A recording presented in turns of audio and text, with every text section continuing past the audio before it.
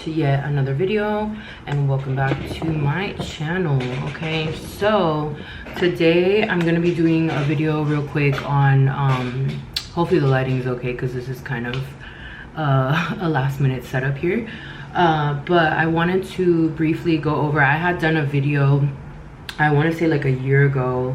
I was still 10 years ago, I think, and I did a video about all of my cameras, and I kind of just briefly mostly went over like my film cameras. And since then we have added more cameras to my collection. When I thought I couldn't get more cameras, here I am getting another camera. So I thought, oh, let me just put my hair up, guys. I thought that today I would go over kind of, because I just realized, and I was talking to one of my closest friends, and I was like, dude, like the amount of like maintenance it takes to have cameras in different styles of cameras is kind of insane. So I'm just gonna get right into it and show you guys all of my camera collection and what I use for what. Of course, I'm using the Canon G7X Mark II that I purchased in 2008 or 2018 to film this video. So there's that. If you wanted to know, obviously I can't show you guys, but this is probably one of my favorite digital cameras ever, and I recently just started reusing it again because for the longest since I purchased it with the idea of like, this is gonna be only strictly for my YouTube content because of the quality of video and stuff. But now, as I've been using it to take photos, I'm obsessed with how the quality is. And again, this camera goes for in between $900 to $1,500, but again, it is definitely worth it. So I'll insert a few photos so you guys can see what I'm talking about. And yeah, that's the Canon G7X. Of course, that's a digital camera. And then I have gone over this one a few times. This is just the mini Instax Fujifilm. Oh my goodness, my eye. Fujifilm camera. I've shown this one previously. I love this camera, and it's very high maintenance too because you have to replace the battery, and then you also have to purchase film for it. So, and the film can I'm gonna be inserting so you guys for reference, but you can go anywhere from $20 to $40 just for the film, the little film thingies alone. And then same I could say for this one. This one I purchased on Urban Outfitters years ago. Also obsessed with this one, and I don't have any film in it currently. Yeah, I have no film in it, but this one goes for like 100 or something. Love this camera. I've had this camera for so long, I can't even, probably 2018 as well. But yeah, I love her, and the photos come out beautiful. And this is like Polaroids, but they're just bigger, so I would say they're like this size. And again, I'll insert for reference so you guys can see. But again, the film for these are so expensive. Like, again, it's a lot of money, okay, that goes into these cameras. This beautiful point and shoot, my baby. I've had this point and shoot camera since 2021 at this point. Literally my all-time favorite. And funny story, the way that I got introduced to film, shout out to my friend Shane.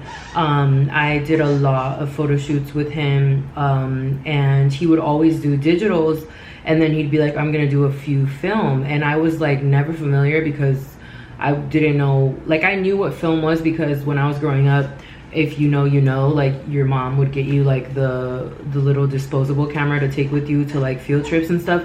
So I was familiar, but I didn't know like what film was, like to like the roll, the process of it, that you have to finish the roll before you can develop it. Like it's so complex, and I can probably do a separate video on just film alone, because it is really complex. So once you get the hang of it, it's really easy to follow, to be honest. But again, this camera is the Olympus Stylus Zoom. Olympus is a vintage, well, I mean now it's vintage, but it was a camera company from the 90s, 80s, 90s, and then they went bankrupt or just like out of business. So these cameras are not even made anymore. And this one in particular is from 1995.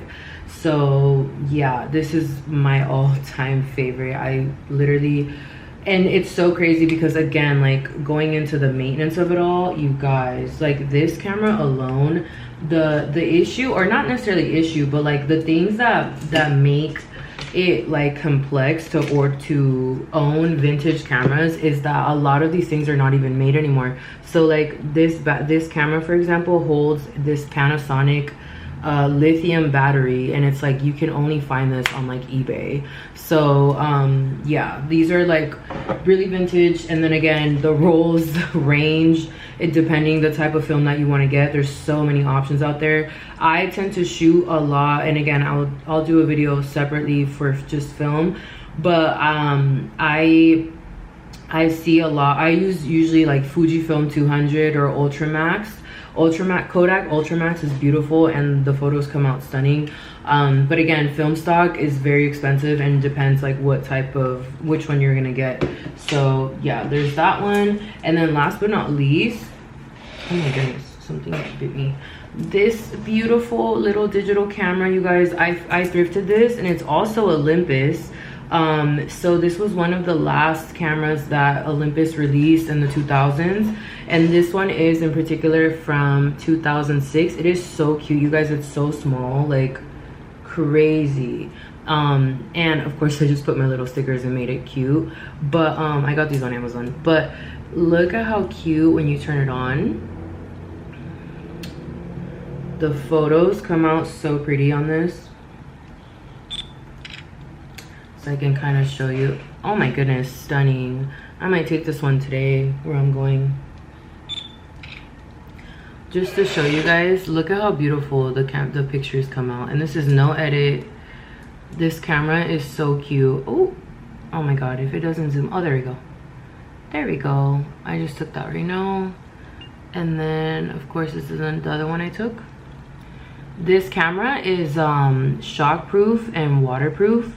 So it was like a big deal when it came out at the time, because cameras didn't what's it called, cameras didn't have that. And then if this falls, like, it's really sturdy. So that's another cool thing. Shock and waterproof, that's what it says. But I got this at a thrift store, and I paid a total of like $15 for the actual camera. However, it was a mission trying to get, again, you guys, because these cameras are vintage, because these cameras are not made anymore, it is very difficult to find the things for it. So for example, this one, when I purchased it, I was like, oh, this is just like from 2006, like I can get an SD card. Wrong. So this is what they used in the early 2000s. Again, a picture card. This is what they had before an SD card. So it's kind of like a micro SD card. That's the best way I'd describe it.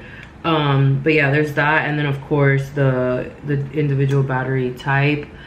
And then on top of it, you also have to purchase a charger for the battery, or like, so the one that you plug into the wall. So again, there's a lot to it, you guys. I literally had to go out of my way, do research, and find whatever this was, because they, at the thrift store, they just sold the actual camera, like with nothing else, no charger, no nothing, no battery, just the actual camera. So you have to kind of figure it out. But again, I will be inserting photos so you guys can see. This camera is stunning, and again, it's crazy the level of quality. It really surprises me. And I think it's 7.1 megapixel. So for the time, or at that time, that was really, really, really good. So, and again, this is 2006. So yeah, those were all my cameras. I really do use all of them. That was like the craziest part of it all. I use all of these cameras in my daily life, and I really do, whoever is watching this, I really do challenge you to kind of diversify how you collect memories and how you take photos, because I even do like, I even have like photo albums and stuff like that. So yeah, I feel like I'm very big on like concrete memories, memories that I can hold physically, and don't let the digital world kind of remove that from you. And that's exactly why I love Polaroids and physical cameras. So yeah, I hope you enjoyed this video. I hope you learned a little something about vintage cameras and all that it takes to you know, keep up with the maintenance of all of these cameras. And I will see y'all in my next video.